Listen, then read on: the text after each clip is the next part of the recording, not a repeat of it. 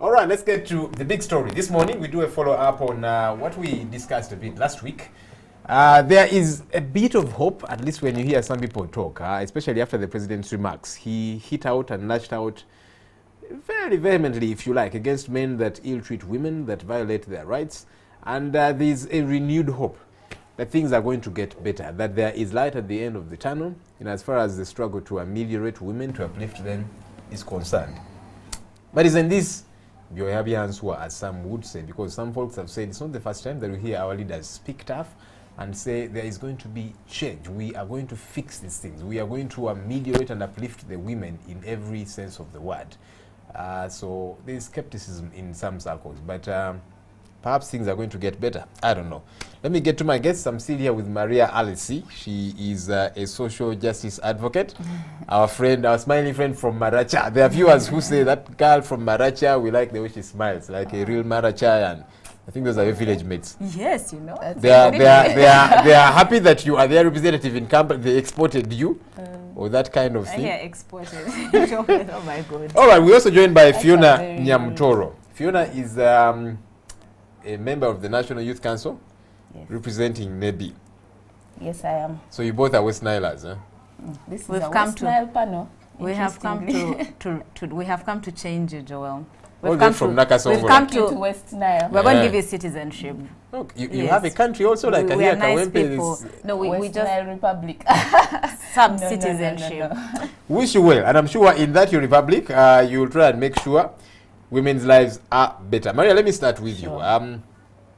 When you look at the progress thus far, I keep saying, but anyway, the NRM keeps saying that they pride themselves in having uplifted the women in this country, that they have done a great deal to get them out of what they call the kitchen to the sitting room, to the boardroom, and you can see some physical, results, if you like. Women are in positions of leadership. Women are running the show in some circles. They're doing incredibly well.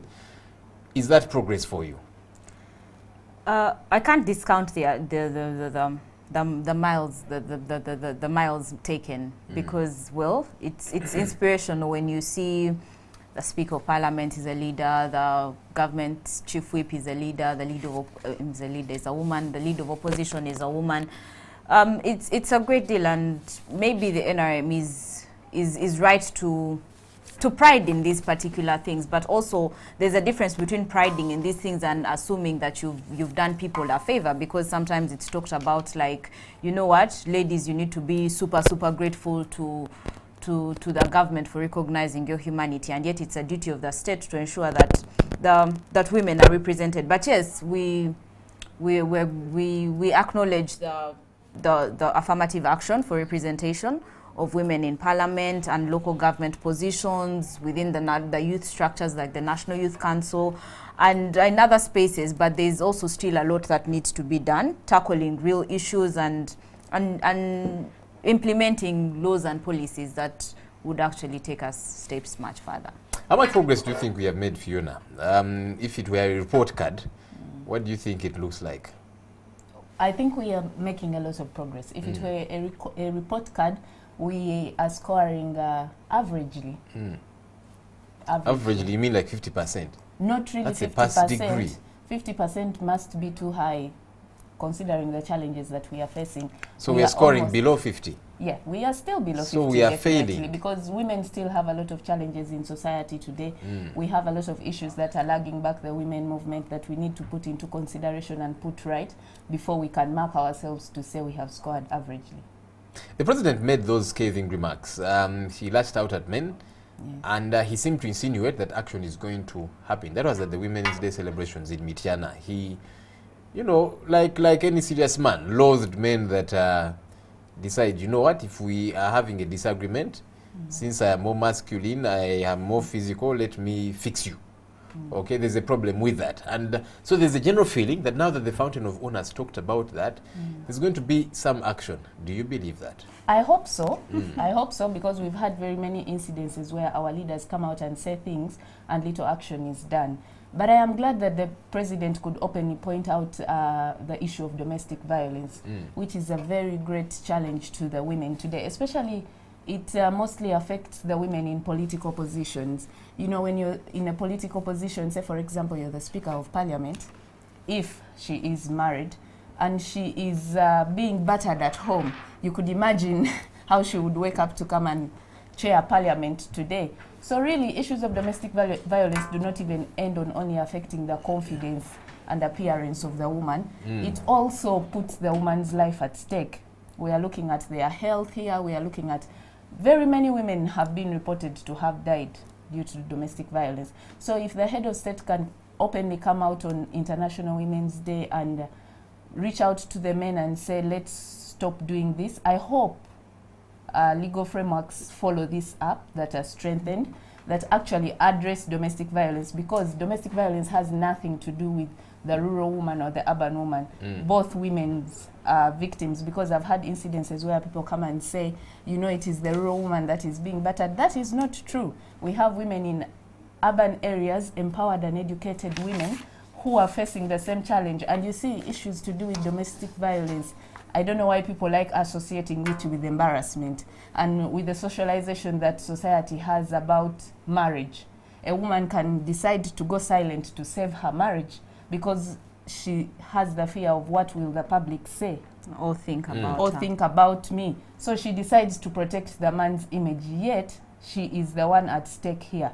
Which When is he gets not arrested, right. she actually runs to the police station and says, okay, now release him because I am suffering okay, with the kids. forgive him. He apologized. He said he's sorry. But this is the man who is going to do the same thing over and over again.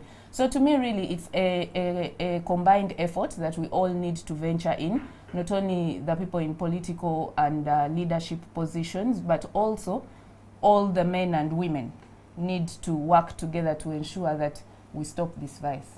Maria, do you feel after the president's remarks there's a renewed hope that he is probably going to do something about this? And by he, really, I mean making sure that the institutions get to work. Renewed hope? And no, not for me. I think it's one of those things. The president says a lot of things, and we've had them. I would really like to see him. I would really like to see some tangible things actually happen. But I feel like Fiona said something that was very, very important that people should actually take into consideration. We can have laws will protect women when they get battered, and like Fiona rightly stated it, it's not just about, you know how people usually say poverty is the cause of gender-based violence. That is the greatest lie that has ever been told in society, that poverty is the cause of gender-based violence. Because poverty is, and it's for both men and women, but I'm going to focus on women because the conversation is about women. Because ultimately, if we don't address the systems, the institutions within which we exist. And I'm not, when I talk about systems, people and institutions, people might think I'm talking about government, Ministry of Gender, but no, I'm talking about education as well. I'm talking about religious institutions. I'm talking about cultural institutions. How is our culture set up? How is our education set up? What do churches talk about on their platforms? Things like, you see, as a woman, you cannot, a man is supposed to ensure that he provides. So as soon as I don't see Joel as the ultimate provider, I'm going to beat him to put him in his place. Or if a man sees a woman as, in his mind, he feels like she's a much bigger being than he is, she's going to beat her, as he's going to beat her as a way to quote unquote put her in her place, which is very unfortunate. So for me, the president, yes, he can make all of these remarks, and yes, some people are going to hopefully reform because they have had the president speak. But I think ultimately we need to have an honest conversation across things, even things we're not comfortable talking about. Like Ugandans will not easily discuss the role of religion and how it is used to actually perpetuate violence against people, or how our education system teaches certain things that... How is religion used to perpetuate some of those things? Elucidate. How religion is used to perpetuate some of those things. Religion teaches that in a domestic space, women are actually less than husbands. Does because it? Yes, Which because ultimately you have conversations around you need to submit to your husband. The Bible says submit yourselves one to another. Now you have religious spaces where they say the husband is the most important person, and then the woman, you have to reduce yourself. Which religion is that? That sounds like a cult. It says the husband is more important than what the is woman. religion anyway? But religion is like institutionalized culture. Which church have But you been Jesus going is Lord. No, but She has a ultimately, particular I don't want to drag anybody on this floor, but because I want us to have an open conversation. And usually, when you're having conversations about religion, and you say, okay, Islam, Catholics, Anglicans, you're going to get into defensive mode, and people are going to put up their barriers, and because you're attacking God. But I think ultimately, in religious spaces generally, I have experienced this because I'm a Christian young woman, and everybody is at some point going to be asking you, when are you getting married? And but they ask me that too. I'm not a woman. Yes, Joel, again, I started by putting a disclaimer at the beginning of this conversation. No, because you see, it's good to clarify. So Joel, do they ask you because you're a woman or because you're not married? Because they ask me too. Yes, and other men. But you see that for you, Joel, they start having this conversation with you when you're like 30, That's and they feel like, listen, and they feel like you're accomplished, and you feel like they feel like you've accomplished as a man. There's some things that you've gotten out of the way. But for Fiona and I, when you graduate, there's always that auntie who comes and be like, at the graduation yes, party. And for people who for whom university education is not seen as a priority, even at 17, 18, you have girls already in that space. So you have spaces within religion where they say, you know, a woman is being battered, and they tell her, you know what, the church doesn't, Christianity doesn't support divorce. That I don't deny. But they'll be like, no, in the meantime, let us be praying for him. And then they even ask you things like, what are you doing? The fact that he's battering means there's something that you're doing wrong as Fiona. Are you cooking well enough? Are you dressing well? You know, why did you even come home late? Like, is that a reason to beat? So you see, these subtle conversations which reinforce this kind of behavior. So like Fiona said, a lot of women stay in the institution of marriage while they are being violated, but because they're trying to protect a certain image for within those particular spaces. So I think we need to address both religious and cultural institutions to actually really deal with issues of violence, and also how we are socialized. Growing up, when Maria doesn't lay her bed, the conversation is about what kind of man are you going to marry. But Joel, they'll tell Joel's sister, you come and help your brother, he's a man, let him make his bed, he's busy about doing what outside, making toy cars. Should have grown up in my home. He would beat me for that. But anyway. Yes. My mother actually would ensure that we had a roster where all of us would cook. At some point I thought, what's wrong with you? Yes. Don't you know I'm a man? And then she said, but this you see, is good for you. Joel, and I'm glad I learned how to cook. No, but Joel, the sad thing things. about it is that a lot of men grow up cooking and doing all of these things at home. But all of a sudden, when he gets married, he suffers a certain amnesia that we do not know. Forgets that you can wash a plate. Yes, you can wash a plate. You need to be reminded. Refresher courses. People forget work that has been commercialized. Yes. In incidences where domestic work is commercialized, for example, look at the chefs. Most chefs in all the big hotels that you know are men. But women, when you cook, it's your thing. Chef, and he can barely cook at home. Yeah, because at work, when he cooks, he's given money. No, but you see, and you see that's the point exactly. That's kind of attitude. Because society, and we live in a patriarchal society. Patriarchy burdens both men and women, though men will not, benefit the most from it. Yes. But they won't accept it because there are a lot of the thought that Joel has to be a certain standard of a man to qualify to be a man comes from the idea of patriarchy, and that men are higher beings than other women are. And Joel, don't raise your eyebrow like that. You might think that you're a reformed one, which is a good thought for you to have. We don't know if we believe you. I might think that you may think you are different. You might think you are different. You mean I'm not? This one here is a hater. No, you might think you are a different kind of man. But yeah. And I'd like to think I am. There's no reason why women should be battered. There's no reason why, if you're a man, you've got male and female children, that you don't take all of them to school. There's a quote I like to mention. It's on the door of one of my professors at law school. I'll paraphrase. It says that, you see, human beings are like a bird, a two-winged bird.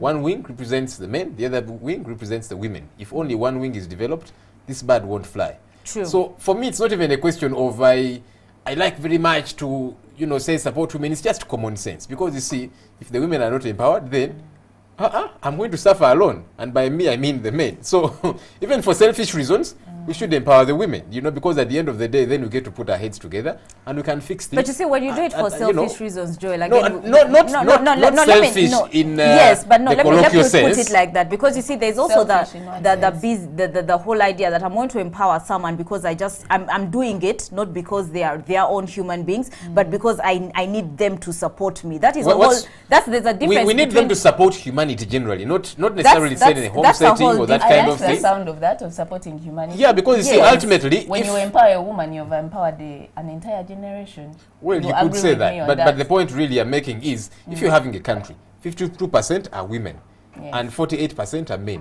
If you're empowering only the men, and the 52% are not empowered, how are you going to achieve this thing you guys talk about, middle income status and all these different Yes, things? but also How it exactly? would be, So it would be you need their support on board too. Yes, but You're it's right, also it's unfortunate if literally we're going to empower nonsense. people because we don't want the other half to suffer by itself, but let's all suffer together. I'm not dragging you, Joel, but I'm trying to put a point across that it should not be about the benefits that men are going to get from the fact that No, that women all of are us are going empowered, to get, but they should be because there empowered are because they are benefits. human beings Because they have ultimately. equal rights as men. Yes, they are So people. how do we get to empower these women, Fiona? How do we... What is even empowerment anyway? Perhaps that, you know, but really I'm from the point of you are empowered, you are exposed, you too.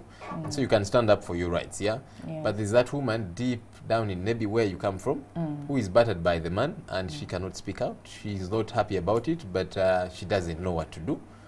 And there she is. She's suffering with this. You know, it's probably an employment situation. They hire a man and a woman. The man is paid more than the woman, and yet they're doing the same job. But because this woman, and she knows about this, it's not a good thing, but she's not as empowered, as exposed, so she cannot stand up for her rights. And again, that is part of the problem. If perhaps, you know, we get to empower these women, they can stand up for their rights. How do we do that? The greatest foundation you can ever have for any empowerment, be it economic empowerment, be it social empowerment, is education. That is what I believe in. We are here today because we had a platform of education. We can stand and speak out for our rights because we are educated. Now, that might not necessarily apply, for example, to a 50-year-old woman who is in the rural areas today. But the education I'm talking about does not literally mean... Can't you empower her with information? Yes, that is You also... might not take her to class. That's what I Probably was it's too saying. late. Yeah, I don't know if that it is. the There are education I do 70-year-olds not- in class, but I'm referring to does not mean going to class. Education comes in various ways. It comes in terms of sensitization about their rights and what they are entitled to as human beings and as women. Sensitization about who they are. There is, because the society has already deemed them to be minor. Yes? These are women who are socialized in communities where they have grown up being submissive to a man. The religious point of view, submissiveness means something else because it's a two-way. It's a two-way track. But in the rural areas, for example, it's not only in the rural areas, because even in urban areas, we have women who are not educated anyway. The women lack sensitization on what their rights are, on what they are entitled to as human beings, because naturally we are brought up to think that we are inferior to the man. True. So, to me, as long as the next generation, the upcoming generation, is not venturing into an elusive girl-child education, then we are going to continue having these recurrent problems. Because the current ones, we could start by sensitizing them. We have rural women who have been sensitized and they have risen up and come out with strong voices and stood against the barriers of society, which shows you that if actually this was done prior to where they are right now, we would be registering a lot of progress right now. So to me, really, the future is education. Massive investment in girl-child education. girl-child education. Maria, there are folks that were telling me that they fear a time will probably come when now we shall need to empower the boy child. But there's been a lot of focus on the girl child, rightly so, because of our history. But there are people that feel we are trying to uplift the girl child by trampling upon the boy child. That boys are now struggling for visibility. They are struggling because all the focus has been now put on the girls. Do you see that at all? No, you see, the challenge we have right now is that, and it's something that, unfortunately, I have to drag you. You also do it, Joel, when we're having the conversation about women and even the girl child. The assumption is that this conversation is about men are up here, let's bring them down here while pushing the women up. But no. That's what it seems like sometimes. No, because that's what you've been, because that's what the media it's okay has. For you to get feedback from those who are I'm telling you, it's because it's again, remember, when a conversation is happening, people are going to pick out, depending on whether they are for or against the conversation, they're going to pick out what they want and what they think is important or what they think is going to bring it down, and they are going to run with that so that it makes it look bad. So ultimately, there is not going to come a time where we're going to have a society where we have to be dragging boys along, because the conversation is about equal opportunities for everybody. But unfortunately, women for a very long time and girls have been sold the lower part of the bargain. So what we're trying to do is that, okay, let's have an equal bargain so that I know that one day we're going to have a conversation where we won't be seated here and saying that now for girls to be able to go to the university, let's give them 1.5. We're going, and also because these things change over time, the way the approach for affirmative action and investment in a special group interest changes over time. It's actually supposed to be reformed. Like, I don't see the sense in, for example, a girl who goes to Namagunga getting the 1.5 when there's a girl maybe in a beam who actually needs that 1.5, because the girl from Namagunga, or even a boy for that matter. Yes, a boy in a beam who's going to get 1.5, because if people would just read, and the people who watch these television shows have access to information, they can actually read just because they do not want. But if people actually read, they would understand that this conversation is not about making women superior to men. It's about equal footing, fighting sexism in different spaces. So there will never be a time, Joel, when men are being dragged, when we're going to have affirmative action for men, if we actually have this conversation honestly and we get to a point where it's equal opportunities. Then Joel and I will come into a room, and it is not about the fact that Joel is a man and I am a woman. We will now have conversations on intellect. We'll move away from bread and butter of not that issues of bread and butter are not important, but we'll move away from having this conversation that child education is going to make boys go underground. Like, even if you look at it, even with all the conversations we've had about girl-child education today, Joel, and Fiona and I are not the yardstick. That is the mistake we make. Definitely. We always think that, you know how they talk about girl-child education, then say Kadaga, Jennifer Musisi, then they pick those like one, without realizing that at enrollment in primary school, you have 50-50. But by the time you get to P7, 60% of the girls have dropped out. 80. Then by the time, how many of these cross to the secondary school, O-level? So there will never be a time like that. The time that we're going to see ahead in days to come is where it won't matter that Joel is a man. Job adverts will not have to say women are encouraged to apply.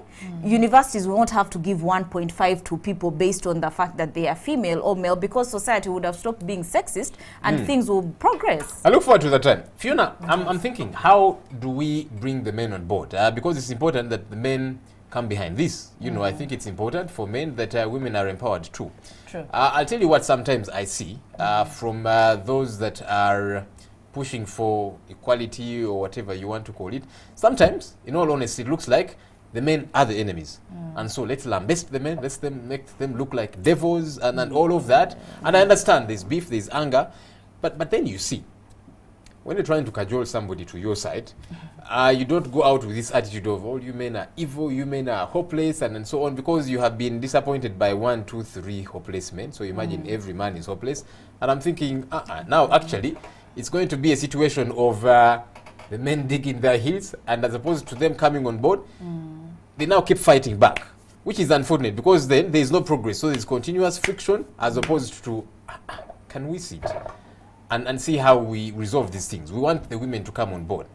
But sometimes it looks like, let's fight the men. Let's make them look evil and look like the devils. And there's little progress with that, because as opposed to the men coming on board, now they keep fighting because, well, for them, they don't see sense in it. They've not been helped to see sense in this thing. Let me start with you, Joel. Do you support the women movement? Are you kidding me? Yes, have you not been listening to? What's the women's movement? I just wanted you to affirm that. Let me answer it this way. Whatever you call women's movement, I don't know. I'll tell you what I support. I think it's important that there are equal opportunities for both men and women. I think it's important that both girls and boys are taken to school. I think it's important that if they are hiring us, you know, they look at like she was saying, our qualifications, you know, who is better qualified, who can do this job, as opposed to you are woman and man. So for me, that's what I support. So women movement and all these different things, feminism and so on, you lose me along the way. Yeah, so like I want to answer your question. The women's movement is a cause, yes, to fight for equal opportunities for women, for both men and women. Not only are we looking at equal opportunities, but it's more of a power struggle. We are looking at having equal access to and control over resources, yes? And for now, as we have all grown up in a patriarchal society, the power has been in the hands of the men, yes? But the women movement is changing over time, that we are not only looking at equality today, but we are striving towards equity. We want fairness in all sectors, in all forms of leadership, in all bargaining powers. Yes, we might have a equal platform, but the equity might not necessarily prevail. Now back to your question about men being tagged as evil. And being bashed left, right and center, as if that's supposed to help the cause. I don't think that is true. But I'm saying I see it. I don't think everywhere. No, not by everybody, of course. It's not the way you perceive it, and yes, it's not by everybody. But I must say there are incidences where men are actually right to be called evil. Yeah, so if a certain certain man somewhere has cut off the hands of his wife because he suspects she was cheating on him, then men are evil. Because the man has done this. No, that man is so evil. That's the point. Because you see, evil. if a woman decides to do something goofy, and we've run stories about some hopeless women, individuals, that doesn't mean women are evil or hopeless, does it? Just like women are perceived differently in this very struggle that we are talking about. We have women who have been tagged names, they are called failures because they are supporting fellow women, because they are raising voices for women. It is not true that all women are like that. I do not subscribe to that school of thought. But anyway, what I am trying to bring to table is, for example, in the past, yes, in the past, the greatest enemy that the woman had in this struggle of empowerment was the man, because the power was in the hands of the man. To men, it was intimidation to see the women getting out of the kitchen to the boardroom. It was the men saw themselves losing the power to the women, like you asked whether we are going to reach a situation where we have to drag the ball child. You see, that is fear of the unknown, which we are not supposed to be debating right now. Yes, the issue at hand is, do you support?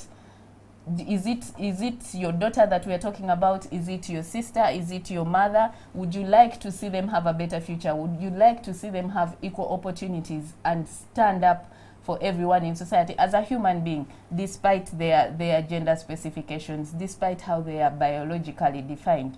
Yes? So if we have incidences in the education sector, for example, at universities, and you have lecturers who are trading marks for sex, they are evil. Those are enemies of progress. They are lagging behind the girl child. Why would you do that? If we have issues of leadership and you have a lot of complaints and cases of sexualization of politics, the men are being evil, you get? So to me, really, I won't sit here and say that the women are saints, no. But we do need the men in this movement, yes. And like you said, Joel, you gave us an example of how your mother brought you up. It's not more of an issue of just sitting here and say, you see, we do need the men on the movement. Please, men, come and support the women movement, and they will rise up and come. No, these issues go back to the nurturing of a family unit, of how you are raised up, of how you are socialized in society. So right from the time of conception to the time that a baby is delivered, whether it is a boy or a girl, and how they are nurtured and brought up, and the girl is the one who is always bought for the dolls, and the boy is given the innovative and creative computers and toy cars. So you really see that there is already differentiation from that early stage. So as long as we cannot deal with that problem as early as it comes, then we shall still have issues of men versing women and blaming each other. But the blame game is not really necessary, if you asked me. I just want to say something on to what Fiona has said. And I think, for me, the fact that men actually feel like there is a need for there to be a class for them to be able to recognize the humanity of somebody else. Class? And education, like how do you help the men to come on board? The fact that you, and Joel, you're someone who supports humanity. The fact that you need to be, you even can push a conversation of, no, we have to talk to these men to come on board. Maybe the we fact do. that, because no, you see, it's entrenched. You see, it's FGM, entrenched. female genital mutilation, was fought not just by we have a law, we are going to arrest those who do it. But you see, in some of these guys, it's inoculated in them. This is our culture, it's the right thing to do. So for some men, the man eats this part of food, the woman, and it's inoculated in them. You see, and Joel, we have to help them, as opposed to let's arrest all of them or that kind of thing. You see, the thing, again, that's why I was telling you, we need to discuss conversations of how our society is actually set up. Laws and policies are very important to guard against bad people who are going to do bad things to other people. But if we don't have discussions about, and I want to go back to the point I was trying to make earlier, the fact that we actually need to, the people who are suffering oppression have to continuously school their oppressors about how they should become free, how they should, please help us, this is how we're being oppressed. It should actually show you essentially that men don't view women as equals, because why do you need a class to understand? I don't, but maybe somebody does, and it's not your quintessential class. And you're not saying get on your knees and beg. Yes, but you see, the fact that you're the example of female genital mutilation, the fact that where there's a law in place, people are supposed to be arrested, but they realize arresting them is not enough. Let's help these people understand the right things. You're asking the women who are suffering the pains of female genital mutilation. Just the fact that you get a wound on your arm and it hurts you should be able to, like, set off a light bulb within your head. So it's unfortunate that, again, women have to continuously carry the burden of educating men on how to and please free don't them. stop. I don't see what's devilish about that. I know there's nothing devilish about them, but you see, Joel, you can also go to school and school yourself, because you even find, you even find men like you who have access to information. They also want Maria to read a book and then sit him down, buy him a cup of tea, and you see now, women oppression is ABC. Joel, you're not paying us reparations. We need to wrap this up. The education won't stop. It should not. For me, that's my point. So We'll don't assume that because this guy has gone to school, he has a PhD, so he gets it. How do men use their spaces? Why do they need women to always get them from their space? But even men too. Why do they need us to get them from their space and put them in women's space where women are having this because you already have spaces, Joel. You can use those spaces, because I can tell you, and that's my point. You're a human rights, humanity advocate. The question is, what are you feel comfortable? You can have these conversations. You shouldn't. Yeah, let the women do the engage in these discussions. Let the men do. For me, bottom line is at the end of the day, let's not assume it's going to go away just like that. Yes, and but female genital mutilation is a very good example. Stop blaming, because the law is in place on women. I'm not saying it should just be the women, for everybody that has gotten it. But for me, the whole idea, no, we cannot keep teaching them and enlightening them. No, some of them actually need enlightenment. That's for you, sure. Okay, let me ask you the question. Joel, you as a man, and that is where the conversation, and you use this example a lot, lambasting men and all of those things. But again, if you were reading, you would know where that conversation of men are trash is coming from, because that's what you were trying to allude to earlier. If you are reading, you know where it comes from. It comes from a place where women, we have been taught over all of our lives to call each other out. If Fiona is doing something, I can sit her down, talk to her about it. But you see, when a man does something wrong, it's very hard usually for men to call each other out. They'll be like, you know what, man, maybe he knows what he's doing, man, bruh. But it is the truth. To our spaces and see what happens there. But it is the truth. Unfortunately, yes, we do say that is why it comes out to reach out to a man. She's termed as a woman of Lugezi. Don't stop. That's the point. Don't stop. The Sylvia Tamaris of this world have been called names, but they've not stopped. We are not stopping. Exactly, we've not stopped. Yes. All right. Unfortunately, we have to stop this. Oh yes. But this conversation should not stop. I should say. All right. Thank you, ladies, for talking to us this morning and sharing your thoughts. Thank you, Joel, for having us. Yes. That's a big story. Thank you for joining us. Morning at 10 TV continues shortly. Good morning. You're watching